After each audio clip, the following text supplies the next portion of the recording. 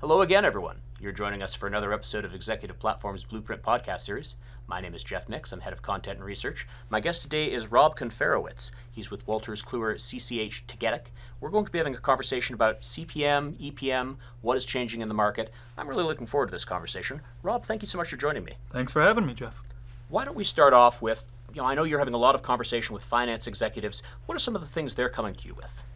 Yeah, we've had a lot of great conversations, a broad range of topics, but I think a lot of folks are coming to us with some, recent regulatory changes. So, things like ESG, things like global minimum tax with BEPS Pillar 2, country-by-country reporting. So a lot of conversations around, I would say, new areas that don't necessarily conform to traditional EPM.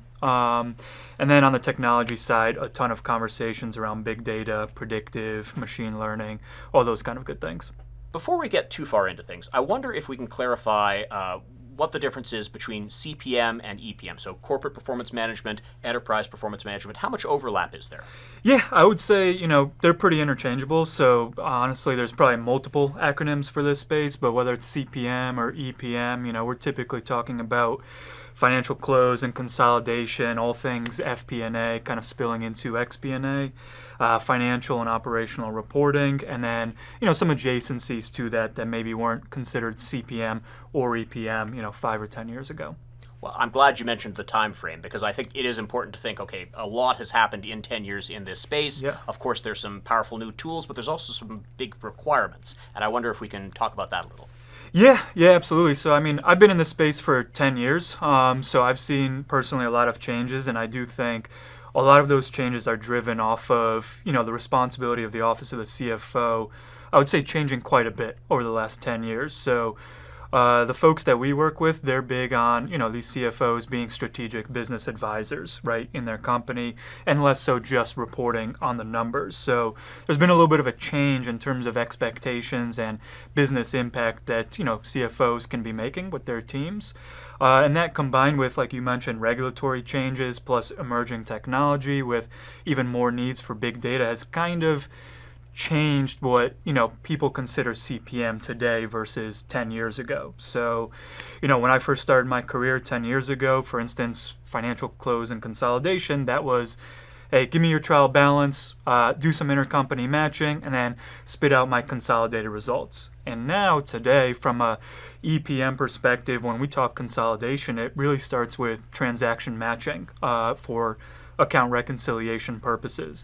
It's your core close and consolidation, but then there's things on the back end related to, new tax requirements, tax provisioning, global minimum tax, as well as, other types of reporting requirements like ESG is making a big wave in North America and obviously in Europe as well. So a lot of changes, but from my own personal view, I think it really started with kind of the change in expectations and impact CFOs can make with their teams.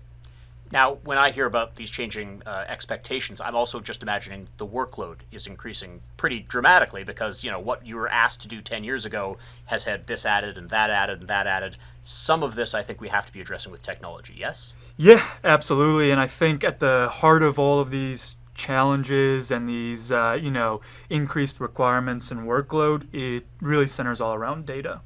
Right, so if you think about ESG or if you think about tax, even account reconciliation, which wasn't part of traditional CPM 10 years ago, all of this requires new data sources, new data structures, oftentimes different ways of reporting on that data, different data stakeholders. So data is at the center of it, and obviously different vendors, different solutions out there have to either adapt with the times or grow inorganically with software acquisitions or even joint ventures or partnerships, or the traditional way, which is reinvesting in the core product itself to be able to scale with a growing need of data volumes, but more importantly also data structures. Like how can you fit 10 different data sources with different data structures into a tool that just does consolidations, for instance, which is, typically centered around your chart of accounts and your legal entities, whereas these other processes require, many other business dimensions of analysis.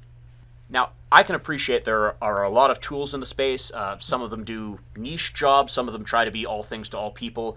if I'm a senior executive and I do have a little bit of budget to try and add to my toolbox, what should I be thinking about? What are some intelligent questions to ask as I'm picking and choosing? Yeah, so it's a good question, Jeff, and totally agree. There's a ton of vendors, there's a ton of solutions out there that do a variety of these activities within the CPM space. I actually did a presentation on this earlier, but one of the things I would encourage anybody kind of evaluating software is to really try and understand during the software due diligence process how can they use and actually work and own the tool once the vendor and the implementation team go away after go live. So there's a lot of great tools. I mean, it's a very robust and mature space, but the different technologies that are being used, the different type of expertise you might need to have in-house to be able to maintain these solutions, it's something I would be seriously evaluating if I was a company that was looking to go through a software implementation. So what I definitely encourage folks out there is get your hands on these tools and learn as much as you can from the vendors in terms of how you would use them in your day-to-day activities, and not just rely on demos or shiny marketing collateral. Everybody looks good, but I would say the real test there is, can I use this? Can I own this myself as someone in a line of business? Well, why don't we talk about CCH Tagetik specifically? Sure. What makes you a leader in the space?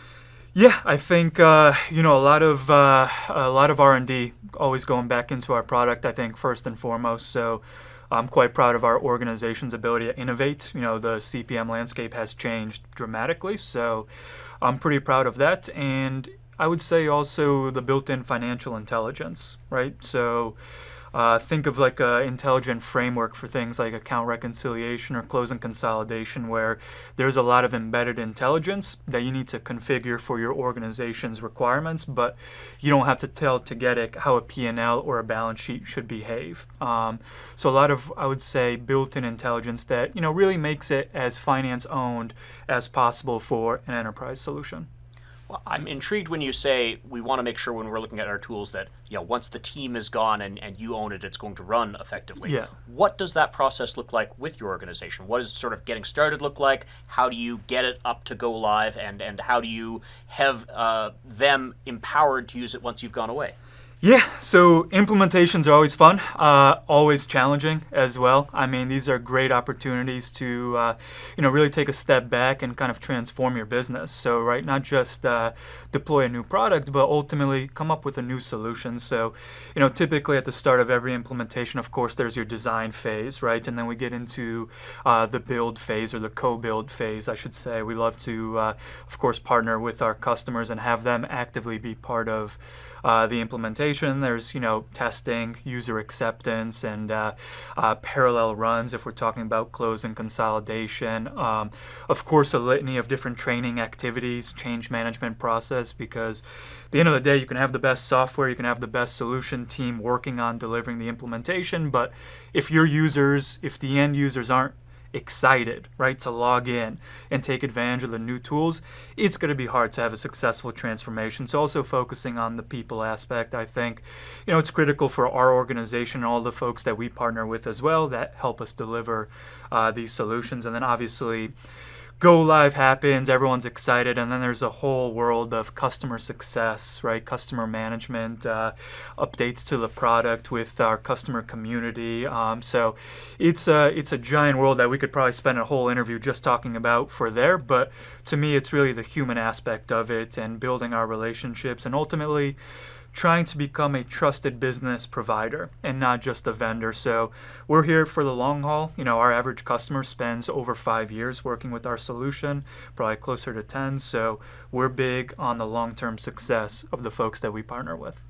I love that you focus on the people part of this, because I think sometimes when we talk about a powerful tool, we forget this is going to impact people in the day-to-day. And there is always a little bit of a fear sometimes where it's like, oh, is my job going to be automated away? I don't think that's what we're talking about. It's taking away the repetitive, boring data entry tasks and freeing them up to do more. I wonder if we can talk about, from the finance team's perspective, what is different after they've got this capability? Yeah, so I mean, depending on the stakeholder, the difference could be, it could be different changes, but ultimately what we try and strive for is not replacing people. I mean, we'll never be able to replace people with technology from my own perspective, but it's trying to flip the ratio of our users that maybe today are spending 80% of their time collecting data or data assembly, right? Wrangling all these different data sources and only spending 20% of their time on the analysis. We're big on trying to flip that ratio, right? Let the tools, let the technology, let your software do that 80% workload that can be automated and free up the previous 20% and spend more time analysis. So flipping that ratio, and all of a sudden, again, going back to what we talked about at the beginning, the CFO trying to be more of a strategic business partner to the organization. If your team of analysts has now flipped that ratio, all of a sudden they can also take on that role of partnering with the business and less so on collecting and wrangling the data and just get the report out just in time for the CFO. So flipping that ratio, I would say, is a big win and a big change, no matter if we're talking FP&A, the accounting team, or even some of the tax teams, for instance. I know we already talked a little bit about how things have changed over the last 10 years. I wonder if we can talk about maybe the future. I know planning is evolving. I can imagine EPM just as a discipline is still undergoing change. Let's talk a little bit about that and maybe how your organization is getting ready for the future. Yeah, absolutely. So, when it comes to what's coming next, right, and some of the changes, from my perspective, this huge wave of big data is probably the biggest driver for innovation for a lot of software companies, certainly in my space as well in EPM. So when we talk big data, that kind of spills into predictive, prescriptive planning, as well as, conversations around artificial intelligence, machine learning. Long story short, it's all about trying to automate using the data, any sort of future-looking projections, whether it's your budget, your forecast, maybe your strategic plan as well, although it's mostly on the forecasting and budgeting side. So from my perspective, that plus with what we talked about earlier with different regulatory changes, different data sources, the big driver for innovation on the CPM side is how can tools grow and adapt and scale with an increasing need for large volumes of data, but also non-traditional sources of data that somehow all need to get conformed into a nice enterprise FP&A view to ultimately come up with a P&L or a balance sheet. So it's how do we integrate to all these data sources? It's one thing, but it's also how do we normalize and actually make sense out of all of this data? Because when I started 10 years ago, business dimensions are basically ways to categorize and analyze your business. And it was common for our customers to have maybe 2 or 3 different business dimensions. Now we're talking 20 or 30.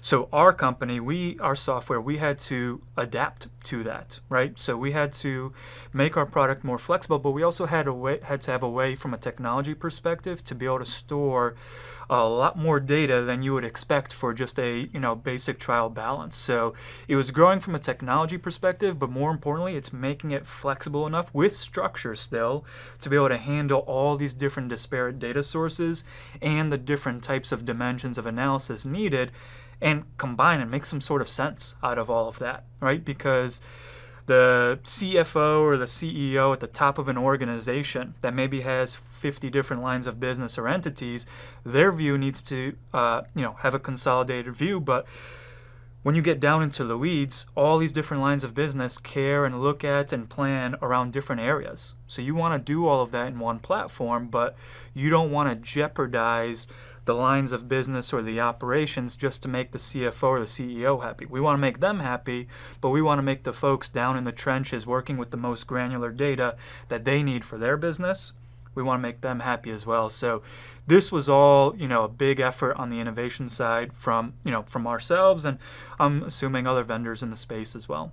We've covered a lot of ground in this conversation. I wonder if there's maybe 1 or 2 things that we could highlight for people, key takeaways that they should be thinking about further.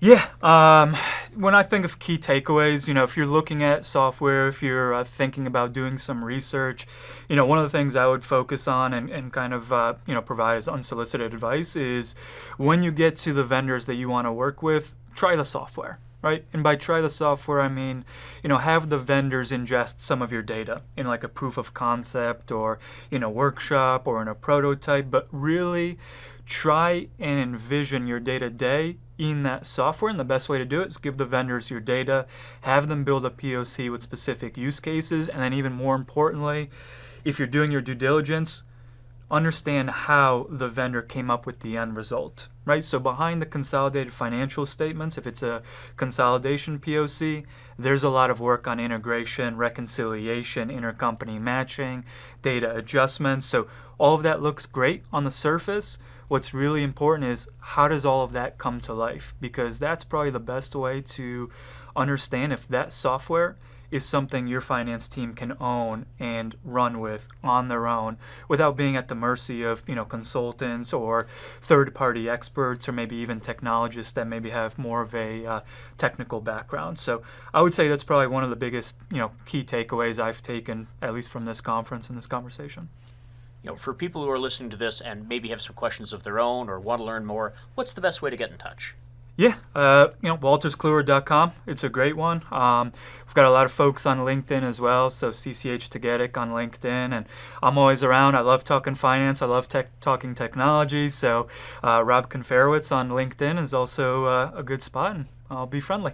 Well, I always think it's so generous when people say they can connect with me on LinkedIn because, I've enjoyed talking with you. So what a great opportunity for anyone who's been listening to this. And Rob is clearly a wealth of information on the topic. If you've got something specific to you that you want clarity on, reach out to him. Rob, thank you so much for your time today. Sounds good. Thank you, Jeff.